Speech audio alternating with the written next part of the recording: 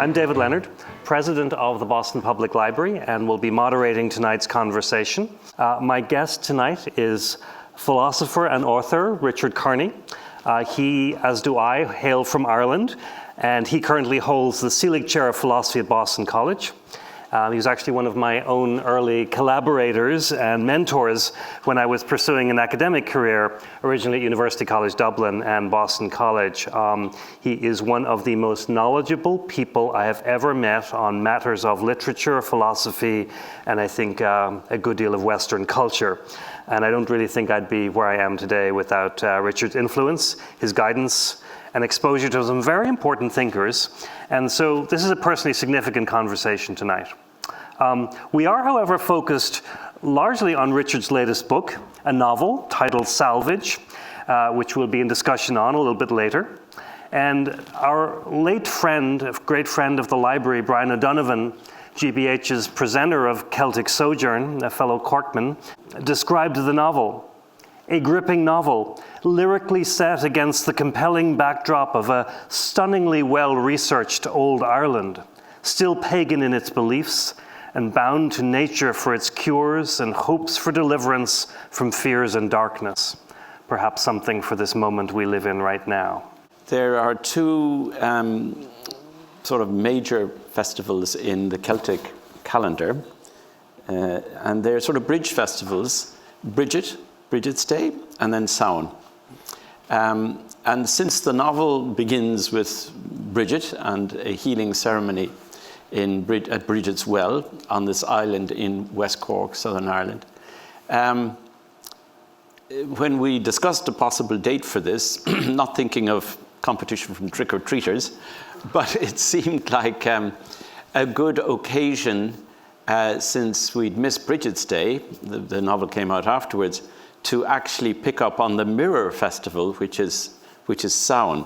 Now, both of these feast days, they're fire festivals, they're solar festivals.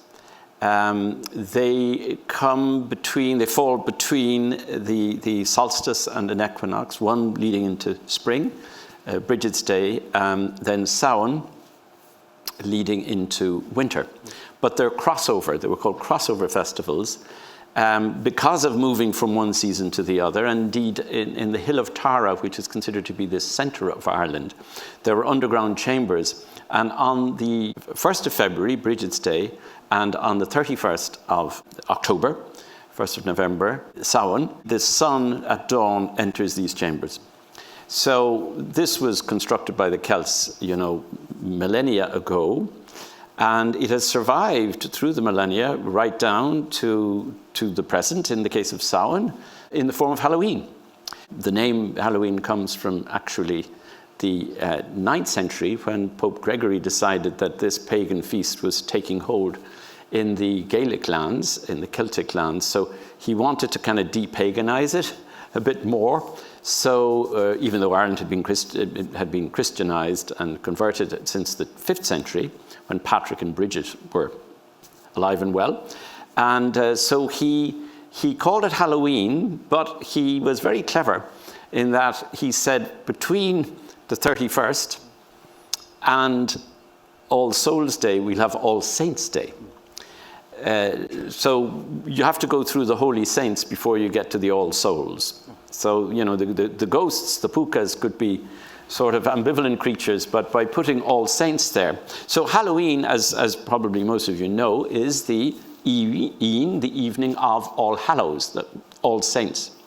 So that's what happened eventually. But just in two more words, what Samhain originally represented, and still does for many of us today, was a crossover period when the two worlds, our world and the underworld, would sort of meld and connect, and we could be visited and revisited by the dead. And Dia de Muertos in the Spanish tradition, in Mexico, for example, is also celebrated these two days. And that came from an Aztec ritual, a solar ritual originally, and then was Christianized in the Columbian period.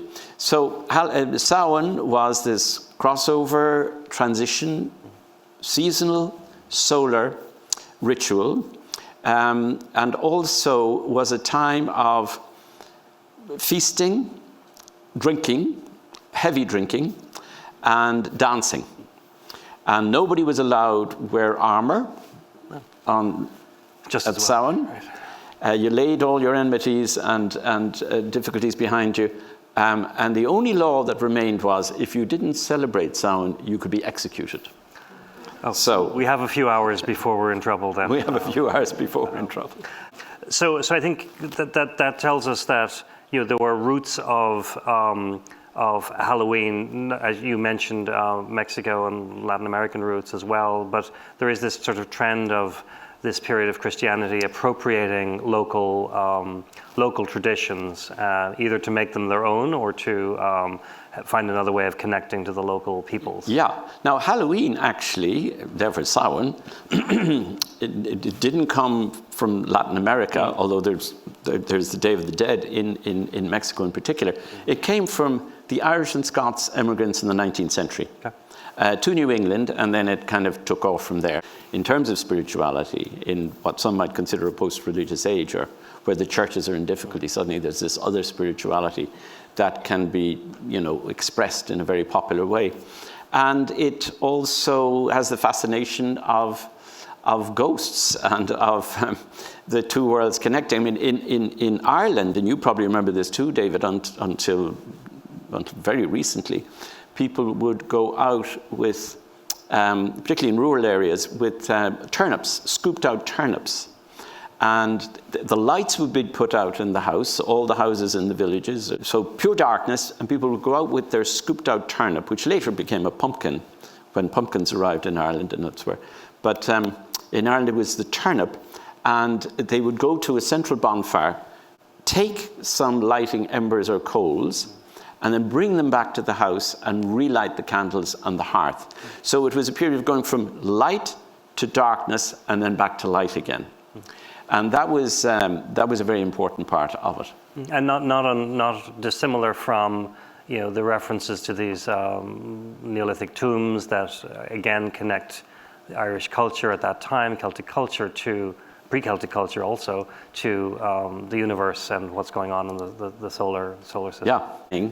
Maeve follows the healing practices of Bridget, who was originally a Celtic pagan, quote unquote, goddess of the gifts that she mentioned, poetry, healing, and smithcraft, but also of fertility.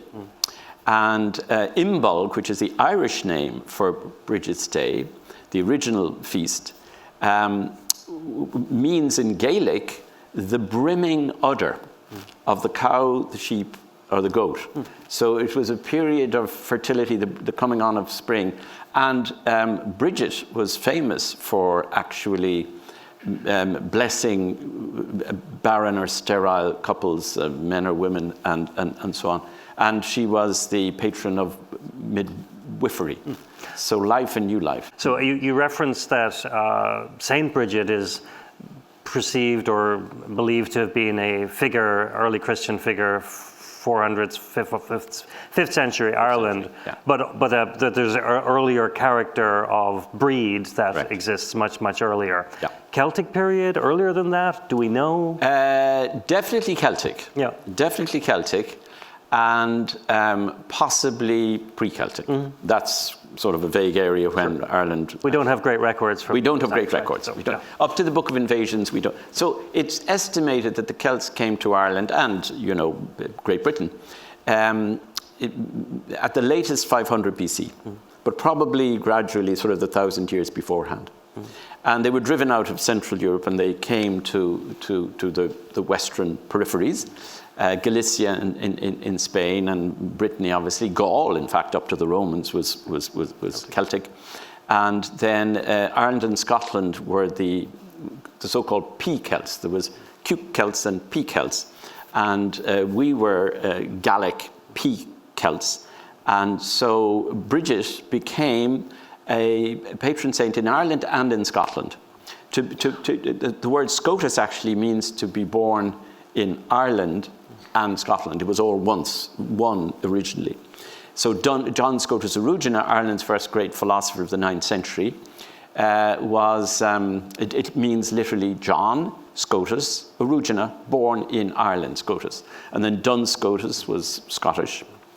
And Pelagius was another Celtic thinker. Maybe we'll get back to those. But in any case, in Bridget, it's interesting because there was supposedly an historical figure called Bridget, born of a slave mother and a chieftain druid father in County Kildare in the 5th century, so shortly after Patrick arrived. And from the very beginning, because Christianity didn't come to Ireland, at the butt of a Roman spear, but came in the form of a hostage, a slave, Patrick, syncretism, that is to say, the symbiotic sort of exchange between pagan and Christian spiritualities meshed very easily. Right. Patrick, when he came, and he says this in his confession, St. Patrick, described the Irish as barbarus atque gentes, a barbaric people. So he came, expecting to meet these demons, but actually became quite acculturated, and even taking the shamrock as a symbol from nature.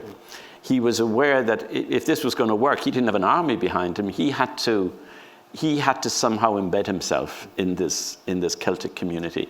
So the spirituality of nature was very strong in Patrick as he developed and became more Celtic, and in Bridget, who remained very much a goddess of fertility and nature.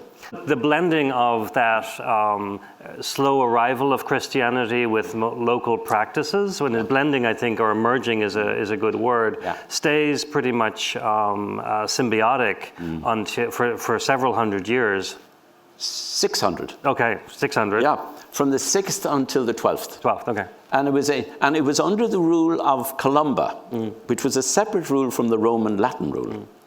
If you look at the crosses, for example, you see that the Celtic cross in the era of St. Columba, it has 4 equal radials and then the nimbus circle in the middle. So it's the idea of the fourfold of nature, which is compatible with the circle of the sacred. So there's no tension, as there is in Platonism and even in Augustine, between nature and the divine. The philosophy was called panentheism, meaning, in Greek, God in all things, in all created things. And that prevailed for 600 years until in the 12th century, the Pope sent over a papal legate called Gilibert, who came to Limerick, and at that he brought the Cistercians with him.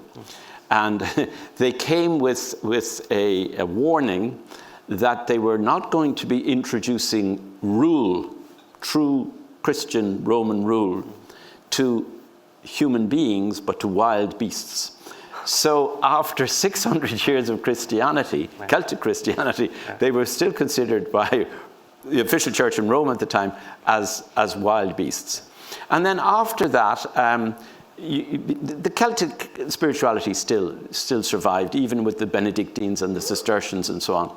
But with the Elizabethan invasion, and plantation, and then with the Act of Union in 1800, and then the Anglicization of the Irish Church, very much aided and abetted tragically by the famine. The population of Irish speakers in Ireland went from basically 80% to 10% in a matter of 10 years in the 1840s. So with that, there was also a considerable loss of the Gaelic Christian practices, which had holy wells like Bridget's Well and Focna's Well and Finbar's Well, and holy mountains and pilgrimages. So very much a worship of nature and the sacredness of nature, and which is becoming a focus of study now, a rediscovery of some of these lost elements of Irish culture. And in fact, I think this book is kind of an interesting pivot point, because we're introduced to Maeve at the start of the onset of, you situated at 1939, which I think is an interesting choice, and I'd like to hear why 1939. But the story begins with, we meet Maeve, And she's with her father, who is a healer in the tradition of Breathe or Bridget, and trying to pass on some of these skills and gifts. And it's not clear how much of this is purely mystical, or how much of this is real, how much of this is work, how much of this is local lore. But then they are faced with the onset of modernity of that point, both in medicine and tradition. So there is a through line here, I think, that actually works, and then we follow Maeve's quest. Why 1939? I never thought of it, actually, until you asked me. I think maybe for a few reasons. It's a real place. The island is a real place. Oh, no, look, the island is a real place, and 1939 is a real year. Yes. And it's sort of a transition year because it's the war is on. Yeah. And the Irish were very divided in the First World War and the Second. 1916, one brother goes off to join the British Army and fight in Verdun and Amiens, and another stays and rebels against the British Army in the post office in Dublin. So the same happened in the late 30s, when various Irish men went off to war to fight against Hitler, but the official government policy at the time was neutrality. Right. So there's that sense of neutral Ireland in this transitional space. And Maeve is caught between the pulls of her traditional fidelity to the old ways of Celtic healing, which is through herbs and sea racks and water from the Bridget's Well. And then her desire to, as it happens, I don't want to give anything away, to practice modern medicine. And to take the scholarship to do nursing and midwifery in Dublin. So it's a tension for her, and one of the main characters, her lover as it happens, is a medical student. So there is a clash of healing traditions, and then Maeve is caught with this tension as to how she will resolve it. And she's caught in the tension of how she resolves her training, her education in the Catholic Church, in the village. Yeah. Her mother is particularly, and Father Keogh, obviously very fervent Catholics, and then the more pagan earth religion of her father's spirituality. So she's trying to keep that tension together. And then there's the English and the Irish language. And I mean, I did put in, actually, the final draft of the book, some Irish phrases, just to show that, in fact, in the island, as in many islands off the southwest coast of Ireland and the west coast of Ireland, people spoke Irish. It was one of the last sort of remnants of this. And as a result, also one of the last remnants and sanctuaries of Celtic spirituality. A very open attitude, for example, to sexuality, as Manchon McGann and others have shown, that the language spoken on the islands and in the western peripheries were not at all puritanical. The attitudes towards sexuality. For example, on the Blasket Islands, the women had 20 different words for making love, but only they knew them. They never told the men. And they never told anybody who came from the mainland. But even the men had, 55 words for this particular sexual act or that particular sexual act. And as Manchon McGann said in his famous book, there were 33 words for a field. So there was a richness in the language with regard to animals and plants and fish. And at one point in the book, Maeve goes, when she's in a sort of a very turbulent moment, and she sits by the water on the island, and the different names of the currents of water, sort of fall off her lips. And we realize as readers that these words create realities. That if you have a word, suitu, that describes the way the water comes in to the shore and then pulls back again, recedes. So as it's ebbing, it makes a swooshing sound with the pebbles in the water, and suitu captures that, suitu. Right. Then suddenly it exists. The experience exists, but it doesn't exist without the word. And so Keanu, and she's got there are different words in the language for the way water comes between two rocks, the way it meets a concurrent tide, and so on. And if you lose that, you lose a whole realm of experience, spiritual and natural. And that's, I think, one of the meanings of the title, Salvage. I thought when I chose the title for the book that it was about what the islanders did. They lived off salvage before they eventually abandoned the island, but they lived off salvage in part from the sinking ships in the Second World War, because a lot of the British naval ships and so on, cargo ships, were being sunk by German submarines. So locals lived off salvage. But then, as I was actually interviewed in a radio program on RTE and was asked about the title, I said, I found myself actually saying, well, it's also about salvaging the language and it's salvaging the local names in Gaelic, which are now being lost, including the name of the island itself, which was renamed Rabbit Island by the British Ordnance Survey in the 1850s. And the original name, Ilan Vrida in Irish, still spoken, of course, by the islanders, was forgotten. And only a few people today know that the original name for the island is Bridget's Island, is Ilan Vrida. And a couple of the old local fishermen will call it Biddy's Island, Biddy being the short for Bridget. But again, to salvage that memory, to salvage those names. And a couple of the people who've since died, actually, God rest their souls, on Halloween, maybe they'll come back for this evening's conversation. But they told me some of the stories and the names that I was able to record in the book. That salvages them in a way, otherwise they're gone. Yeah, salvaging spirituality, salvaging the sense of lost meaning.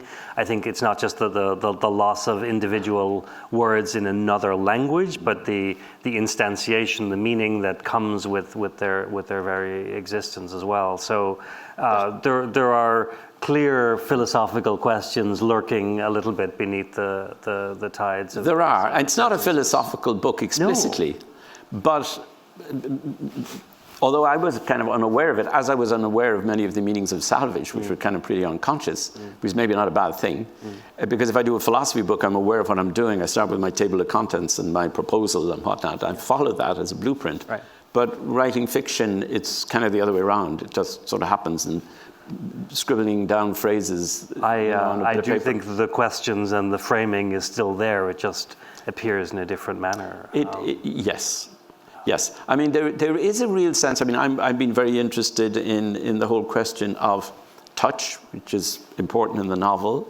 Maeve works by touch, he heals by touch. Smell is very important for her. She picks up a book, she sniffs it. Everything works in terms of very tactile primary senses.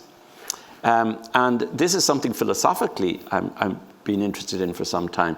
I co-edited a book with Brian Traynor, who's here tonight, called Carnal Hermeneutics, and it's how we interpret the world through our senses, and the primary sense being touch. And then more recently, a book on touch.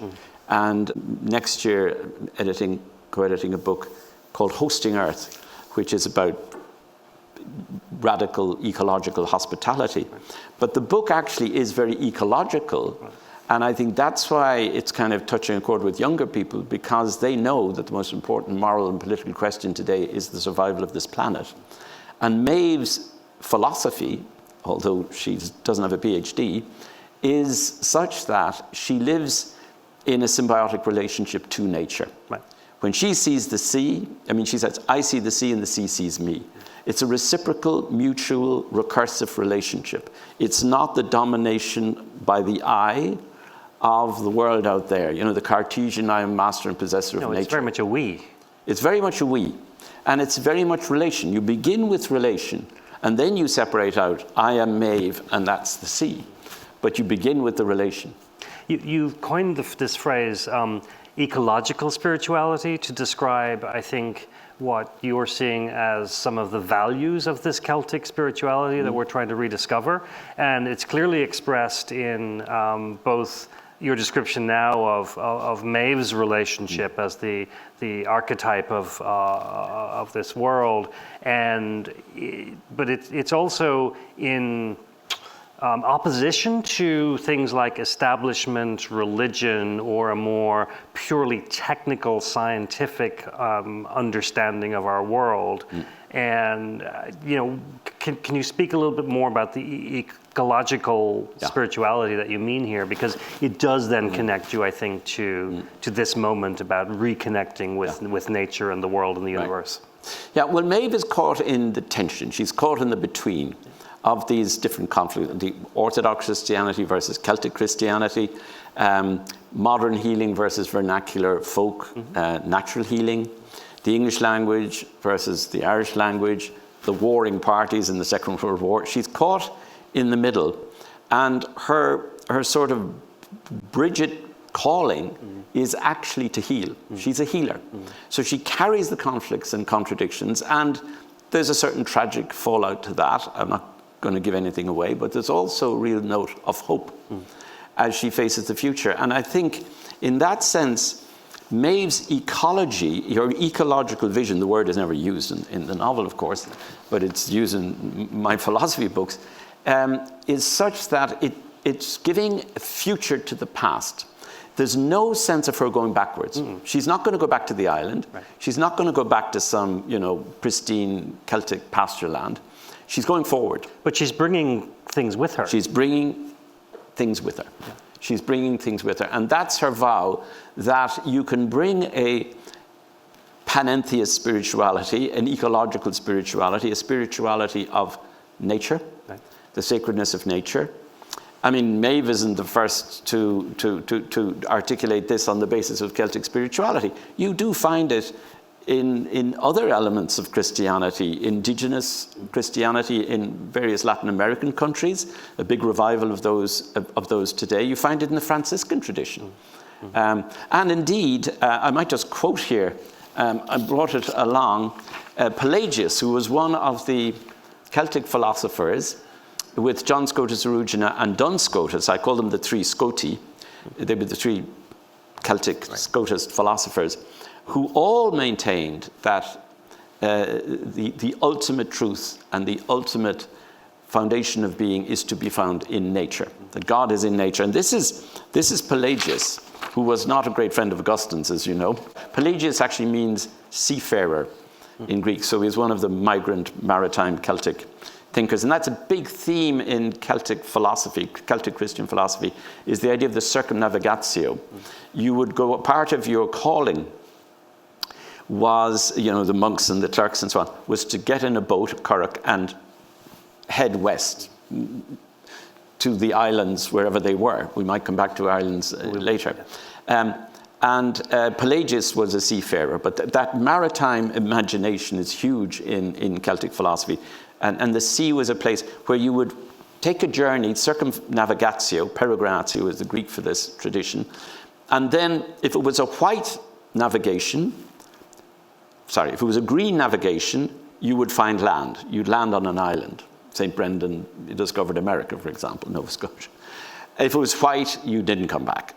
But either way, there was this journey westward to High Brazil, to the Blessed Isles, always westward. So, which is why the Western Islands in Ireland had this tradition of being a sanctuary, being a special place of life. But here's the very quick quote from Pelagius, meaning seafarer. Look at the animals roaming the forest. Look at the birds flying across the sky. Look at the insects crawling in the grass. Look at the fish in the rivers and seas. Look at the great trees of the forest. Look at your crops and plants. God dwells in them all. To which he adds, there is no creature on earth in whom God is absent. When God pronounced that his creation was good, it was not only that his hand had fashioned every creature, it was his breath that had brought every creature to life. The presence of God's Spirit in all living things is what makes them beautiful, and if we look with God's eyes, nothing on earth is ugly. So that was the sense of ecological presence. There was a sacramental richness to all natural things. Right, an appreciation and divinity perhaps to it? Yes, oh no, absolutely. For sure. That the very metaphysical dualism that you find in Plato, right down to Descartes and beyond, where you got transcendence versus immanence, that was not the way the Celtic philosophers thought But you know, I haven't mentioned trick-or-treating, and it's interesting in terms of animals, because trick-or-treating came from the Celtic tradition of Samhain, so it's relevant, obviously, tonight. And the trick part of it came from trickster. The pukas were tricksters who would take the harvest, the summer harvest, and receive it and store it for us. But they would very often do it in disguise. And they could be evil tricksters or good tricksters. So the trick was to impersonate them, because they came in animal form, usually. So you wore animal masks. You impersonated some animal, a horse, a dog, a cat. And you became the puka that made the ghost puka benign. It's a bit like vaccination. You know, the hair of the dog that bit you. You take on a little bit of poison to undo.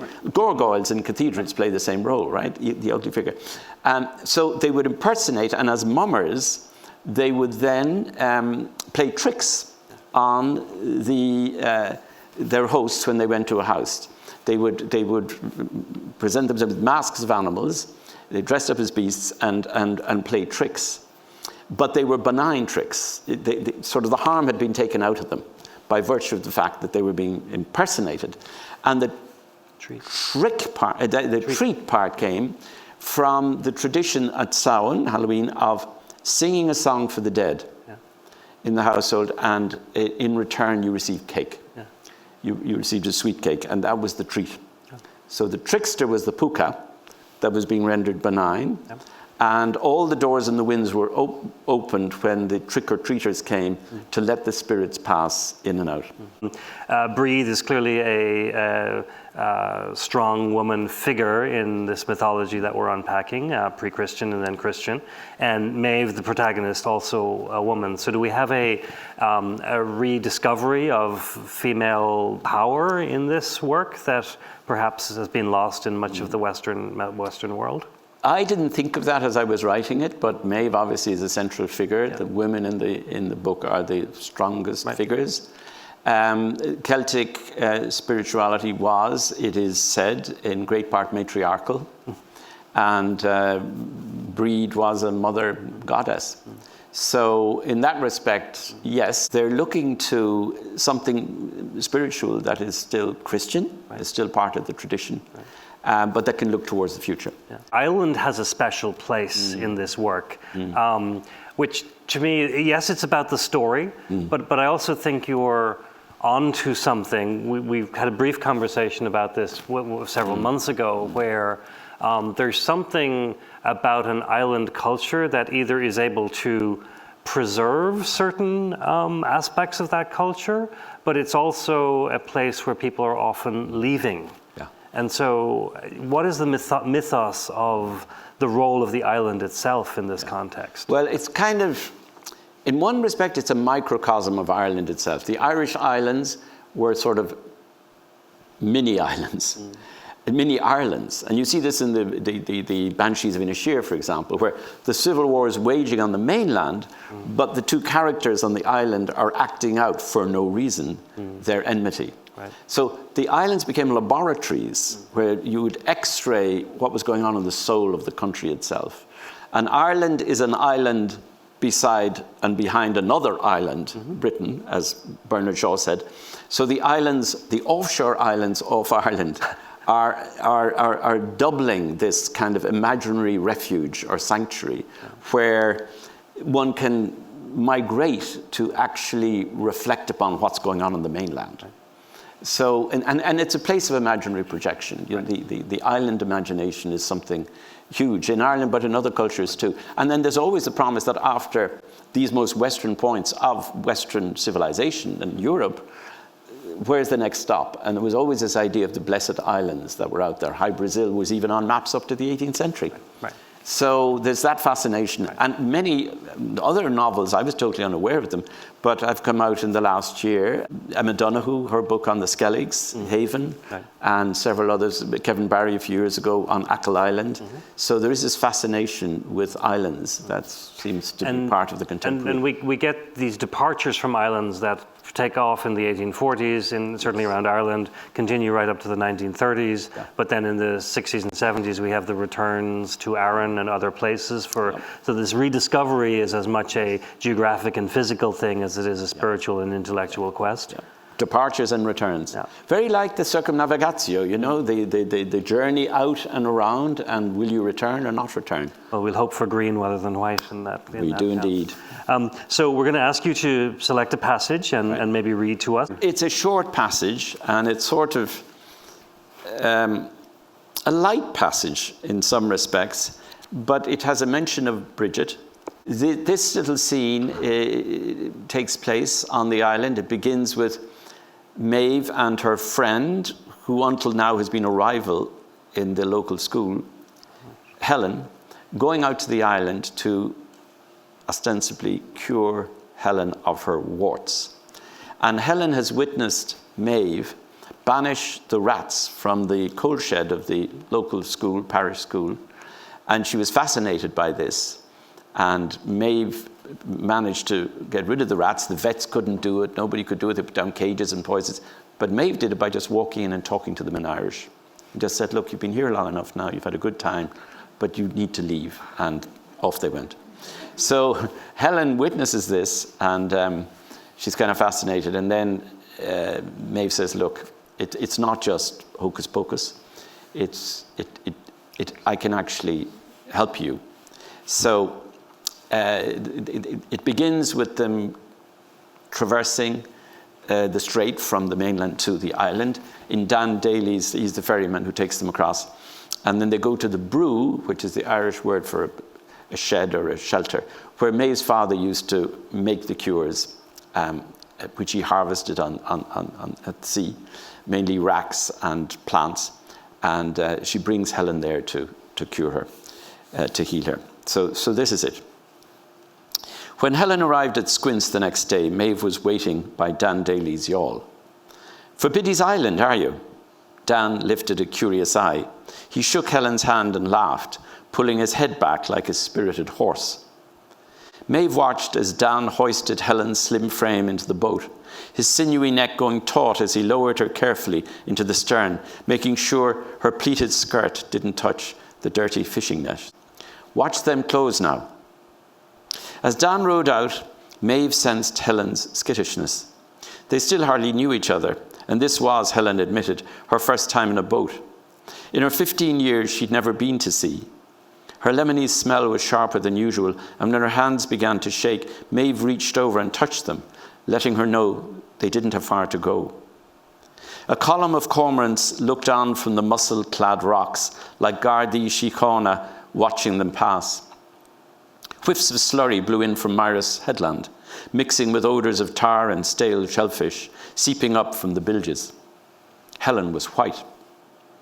Halfway to the island, Maeve sighted a swarm of jellyfish and, leaning over the side, peered down at the pale, pulsing discs, their organs trailing lilac strings. Helen did likewise, letting her hand drift in the wake. Don't touch them, Maeve warned. They sting. Helen pulled her fingers from the water, nesting them under her armpit. Nearing the island, a westerly breeze whiplashed the waves, making the fuchsia dance about the houses. Once ashore, Maeve thanked Dan and led Helen straight to the brew. When they opened the door, a dark shadow shaved their heads. Helen ducked, covering her hair. What's that? Scián Lathair. Bats, explained Maeve, patting Helen's head. They're friends. Like your rats? Yes, but with wings on. It was dark in the hut, with only one small window looking out on the Sound. A single shaft of sunlight fell across the earthen floor. There was a tart smell of sea-wrack hanging on strings from the rafters. Maeve wiped the stool with her sleeve and passed it over to Helen, her first patient from the mainland. Helen rubbed her hands tightly. She gave a nervous moan before sitting down. Shush now, said Maeve, placing a palm on Helen's shoulder as she set to work. She uncluttered the worktop, removing coils of hemp, a rusty iron clamp, and some odd brass fittings, placing them onto an upper shelf. Once she cleared the space, she took her father's filleting knife and sliced a blade of dilishk, placing the purple leathery strips beside a bunch of dandelions, which she crushed until a pale milk oozed from the stems. She then opened the tobacco tin and brushed the ingredients inside. What? Helen pinched her nose, gawking at the mush in the tin. I have to swallow that? Maeve smiled, coaxing Helen back to the stool. Watch, she said, parting Helen's fingers until the warts were fully exposed. Then dipping her thumb in the paste, she rubbed it onto the fleshy lumps. She spent a few minutes on each, whispering gently in Irish, Emigi live, Emigi live, Emigi live, as if she was talking to living creatures. And when she'd finished, she bent down and kissed them. Don't, cried Helen, pulling away. They're ugly. No, they're not, Maeve replied. They're part of us. Hurt bits that heal if you bless them. How do you know? Because my father told me. How did he know? Because he learnt it from Bridget. Saint Bridget? Yes. But she died, protested Helen, hundreds of years ago. Miss Collins told us. A bit of her died, but a bit still lives. She comes back whenever someone heals. Like now? Yes, like now. And how can you tell? Because my feet go hot and I hear special sounds. What sounds? Irish sounds, island sounds, like bees buzzing or flames licking, shells cracking or waves falling. Special sounds. Maeve's eyes shone. You think I'm off with the fairies, don't you? Helen lowered her gaze and didn't answer. Maeve raised a finger and closed Helen's eyes. Don't look now, just listen. Irshker, Lias, Mahim, Knossu. Maeve spoke the words slowly before going silent. Helen waited. Do you hear something? Asked Maeve after a bit. No. Waves? No. Bees? Helen shook her head. Nothing. Well, can you feel something? Like what? Like fire in your hands? Helen shrugged. No. You have to try, Helen. It won't work if you don't have faith. Maeve reached for the Bridget brat hanging by the font and dipping the wool in the water brushed Helen's warts. Helen opened her eyes. You're like Father Keogh cleaning his chalice. She cocked her head, beginning to relax. Maybe, Maeve shrugged, but I don't talk Latin. You talk Irish. I do. Why? Because it works. Helen rolled up the cloth and replaced it on the hook. Irish words heal if you use them right. It's the sounds that matter. She repeated the cure slowly. Irshker, Lias, Mahim, Knossu. You believe that? I do. And at that moment, Maeve did believe. She believed everything she was saying, everything she was doing, all doubts dissolving like foam on a wave. And if you believe too, Helen Flynn, your warts will be gone when you wake in the morning. We're able to visualize what you describe, and I think the area that I haven't asked you about is how you write and how you research. And did you visit these places and then try and capture them, or do you just follow the flow of the idea and the words come to life like the ones you just read? Well, you know, a lot of that was just eavesdropping, overhearing people speak, learning their stories, particularly a lot of the older people who were disappearing from this world and maybe are coming back like revenants on the eve of Halloween through fiction. And overhearing young people. Maeve is young, Helen are young. And as for doing research, it wasn't difficult because the island is right opposite where we live in West Cork in Ireland. So every morning when I wake, I'm looking at Bridget's Island. And I spend a lot of time fishing there, crab and lobster pots. And I visit it often. And the well, it's uninhabited now, but it's a very inspirational place. And the well was lost for 100 years. Nobody, well, not 70 years. Nobody knew exactly where it was after the locals abandoned the island. Eventually, through some talk with locals who used to talk about putting lobster pots down off Biddy's well. And I asked them, where's Biddy's Well? And they said, it's under that collapsed cave. And I went there with some other locals, and we found the dripping well. So it's still there. But that was salvaged too, in a way. Right. That was salvaged too, in a way. We have about 10 or 15 minutes maximum for some questions from the audience. Please go ahead and raise your hands, and we'll take a few questions. Gurb Mila Mahagut for that presentation. I just want to ask a very general question about Irish culture. You've done so much research about our Celtic heritage, and I was wondering, what way do you think that Celtic heritage still survives today in Ireland? How do Irish people embody that heritage? Do they embody it? Is it something which is lost? Well, I don't think I'd have written a book called, thank you for that great question, a very relevant question, a book called Salvage, if I thought it was irredeemably lost. There's no doubt about it that with the Anglicisation of Ireland, the church in Maynooth, mainly in the 19th century, and then the famine, as I mentioned earlier, and the drop in the population from 9 million basically to 3.5, and the loss of the language down to 10% of people speaking it. But it's still not down and out. And I think that Celtic spirituality is undergoing a big renewal in Ireland recently and over indeed the last number of decades. In many respects through music, and Noreen Reid, Sinead O'Connor were part of that, you know, the Chieftains, Planxty, you know well the groups I'm talking about. And there is a new interest with the young generation now in an ecological spirituality. And again, Noreen Reid is involved in that, but the number of young people working with her musically and culturally and linguistically is very, very encouraging. So even if, you know, we're not going to have everybody speaking Irish again in Ireland, that's not going to happen. And we're not going to go back and live on islands of the southwest coast of Ireland. But this spirit, I think, will continue and is undergoing a revival now. I mean, interesting, there was a Celtic revival with Yeats and so on at the turn of the 20th century, fin de siècle. And there's a sort of a neo-Celtic revival without maybe the romantic sentimentalism of Yeats and Lady Gregory. It's much more earthy, it's much more ecological, in fact. For Yeats, it was very mythological.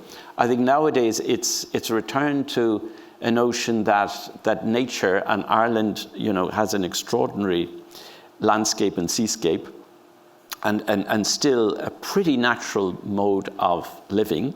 It's not very heavily industrialized and so on. So I think that there is hope for a sort of a transition. We're talking at Halloween, Samhain, a festival of transition, of death and renewal. Certainly there has been a huge loss, language and spirituality, but I think there's also renewal going on. Whether it's people who have lived there for generations or people moving to these countries, and sometimes that comes with, you know, a difficult political populism. In other cases, it is rediscovery of national identity. Well, in relation to Celtic stroke Irish stroke Gaelic spirituality and language, that has not been happily part of a nationalist populist reaction to immigrants. Right.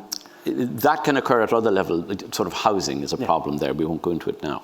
But at the level of the language, curiously, our entry to Europe and the arrival of many European and particularly Eastern European migrants to Ireland has increased an interest in the language. And this has been part of a movement within the European Union to cultivate lesser used languages, as it's called. So people in Ireland no longer have a sense of shame, you know, that Irish was the language of poverty and immigration and shame. But now they realize, you know, we're like the Bretons, we're like the Catalans. You know, they all have their languages, and of course the Ukrainians, we have over 100,000 who have arrived in the last 2 years, and they speak their language, and there's a huge Polish population. So Ireland has become more polylingual, and actually because of that, Irish itself is a language that can flourish in that kind of context. And it's done taken with the binary pride. opposition with English out of it, yeah. Right, it's done with pride, not as a reaction necessarily. Correct. Right. Yeah. Good. Next question from someone in the audience? Thank you for such a wonderful talk. I was wondering if you could speak a moment more on the idea that you presented about the spiritual experience occurring through an embodiment, like you talked about the importance of the sense of touch and the character in the novel being very focused on the presence in her sensations, because I guess a popular conception of spiritual experience is associated with like an ascetic practice or the removal of the embodied experience. So yeah, I was just curious if you could speak more on that, where you got this idea from connecting embodiment with spirituality. Yeah, well, in natural healing, folk healing, touch, the laying on of hands was huge in the Celtic tradition. But it's not unique in that regard. And again, I would like to emphasize this, that there's a pluralism of culture that aids and abets a salvaging of Celtic, Gaelic, Irish culture. In other words, it's the recognition that what Celtic culture has, linguistically, musically, and in terms of healing, is also something that other indigenous cultures have. Sort of look at the revival of interest in indigenous ecology in the United States at the moment. In North America, I mean, braiding sweetgrass, a bestseller by a native woman who's a writer and a scientist. So the indigenous cultures are retrieving this notion of natural healing, and it's not entirely foreign to Western Europe either, if we retrieve behind the Hippocratic tradition of curing the Asclepian tradition of healing, which was always, going back to the ancient Greeks, through touch. And Christianity carries that also in a certain, if marginalized, tradition of healing. Again, if you look at the Gospels, there are 30 episodes where Christ heals by touching. So it's in the Abrahamic tradition, it's in the Greek tradition, but it was kind of lost in the rush towards a certain scientific, technological, rationalist, positivist culture, which, bring it on, we need it, we need lighting, we need a building. Where we are now, we couldn't be having this conversation. But quite a bit was lost in translation. And I think it's a question of not reinventing the wheel, but discovering it's there in the Celtic tradition, natural healing, it's there in the Asclepian tradition, and it's there in many indigenous and Asian traditions. So it's a question of reconnecting rather than seeing Ireland as having the only solution, because it is the harbinger of Samhain. It's a correction in some ways to part of the other side of Christianity, which is a rejection of the body and absolutely. the physical space. And equally an Enlightenment period that privileged so much of the mental and the rational almost to the exclusion of the body. So to reclaim some of that, because it has roots in Irish and Celtic spirituality is great. Bring incarnation back into the Abrahamic tradition, and bring the body back into Enlightenment rationalism. Great. Hi. Hi.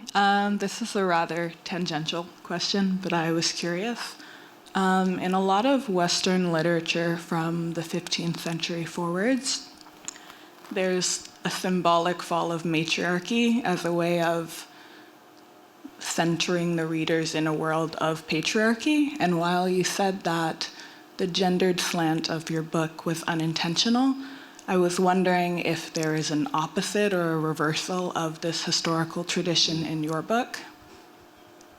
Yeah, thank you. And I'm aware there's 3 questions, so I'll try. It's a great question. I'd love to have more time to respond. But no, definitely, I mean, the choice of Maeve is not an accident, But there's certainly a feminine spirituality, feminist spirituality, whatever you want to call it, that is very central to this kind of renewal of Celtic ecology and nature mysticism, panentheism, goes by different names. So I think the gender factor is very real. And Noreen Irene herself, she's a member of the Catholic Church. She works with the monks of Glenstal, and she's also a minister who practices marriage. And the young people are flocking to her because they want a Celtic Christian marriage, So you mentioned Halloween as a way of Celtic roots kind of coming to America, like turning turnip to pumpkin and jack-o'-lanterns. Yeah. Can you think of any other examples, just out of curiosity, of how Celtic culture continues to influence us today? Gosh. Do you know, I can't, but I'm sure you can. I'd be very interested to continue the conversation afterwards. I mean, I'm a recent arrival. I'm a blow-in. So I'm kind of still learning about, you know, the Scots and the Irish immigrants, and the fact that every second Irish woman in Boston, every second maid in Boston, in the big houses of Newton and Brooklyn were called Biddy because they were Bridgets. So, you know, the whole sort of cultural influence of Celtic culture here in North America is kind of huge, but I'm absolutely not an expert, so probably the wrong person to ask. But I do know that Halloween certainly came with the Irish and Scots, so that's not so bad for a starter. Just one other thing. While I'm on the subject, I would like to mention Brian O'Donovan, whose program Celtic Sojourn, that many of you may have heard, a beautiful program that he ran for many, many years. He passed away recently. But if you consider the popularity of that program and just how he was revered, there's even a day in the Boston calendar called the Brian O'Donovan Day. I think it's December the 16th. That's also an indication of, you know, the best of Irish culture as it came to North America, and in a very capacious sense, you know, because Brian will play music and host poets from Scotland, Wales, Ireland, Britain, and England. We mustn't forget that Britain comes from Britannic, which was a Celtic race, you know, Arthur and the Round Table. Before the Romans came, before the Vikings came, before the Angles and the Saxons came, there was the Britannic people, who, by the way, didn't have centralized government, so they were very subject to invasion because there was no centralized authority. They were decentralized, but as a result, they were also good at assimilating and receiving other cultures. Sometimes they had no choice. Thanks very much, Richard. I don't want to give anything away from the book, but I noticed you mentioned the Ordnance Survey, which brought to mind Friel's translations, and I wanted to point out a difference between that play and your book. So in the play, the Ordnance Survey, the English language is being forced on the local Irish community. But in Salvage, it's sort of being eroded as people leave the island and adapt to more modern ways. You've spoken tonight a lot about the role of embodiment, and so I have a question about the role of emplacement. As people leave those islands, right, they become disconnected with places, and I wonder what you think about the possibility for continuing that kind of spiritual connection with nature once a person moves from the island to Dublin, to Boston, and you become further removed from the concrete realities of place. Can you still maintain that kind of spiritual connection that you get from very specific plants and animals and places that you enumerate in the book? Yeah, it's a terrific question. I think we do bring some of it with us in our music, in our poetry, therefore in our language, even though most Irish people coming here, I mean, speak English, and if they didn't, they quickly learned it because there was no way of progressing otherwise. And language, particularly for those, Gaelic language, particularly for those coming from Ireland, the famine period was associated with shame, with death, with guilt, because they survived and their 6 or 7 brothers and sisters didn't. But we carry it in the culture. And I would say in the spirituality, that can carry from place to place, and it can reconnect with a sense of indigenous culture and spirituality in other places, you know? You can recognize it in the other. Like Manchol McGann is doing lots of work now in terms of Gaelic revival with indigenous tribes and nations here in North America. So I think that's kind of important. And then, of course, we carry the traumas in our body. And they don't go away, as we know from contemporary psychiatry, dealing with the symptoms of Irish alcoholism and melancholia and depression, which are still alive and well after generations. It's transgenerational trauma. So we carry the good and the bad with us.